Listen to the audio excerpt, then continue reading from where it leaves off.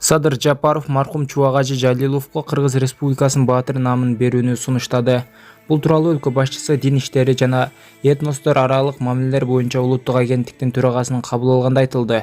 Талантбек Ташибеков мекеменин түзүлгөндүгүнүн 30 жылдыгын белгилөө тууралуу маалымат берген. Анын ичинде эмгеги сиңген дин ишмерлерине мамлекеттик сыйлык ыйгарууну карап берүүнү өтүнгөн. Социалдык тармактарда ат менен анын кожоюнун ортосундагы өзгөчө байланыш чагылдырылган видео тарады. Кадрларда эркек киши атын башка адамга сатып, акыркы жолу көрүп кетүү үчүн короого кирип, аны кучактап коштошот.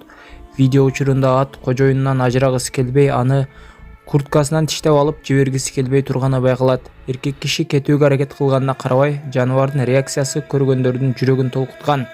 Бул көрүнүш интернет колдонуучулардын көңүлүн буруп, көпчүлүктү ыйлатканын комментарийлерден байкоого болот.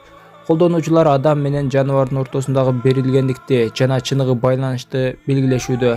Видео кыска убакыттын ичинде миңдеген көрүүлөрдү жана жүздөгөн комментарийлерди топтоду.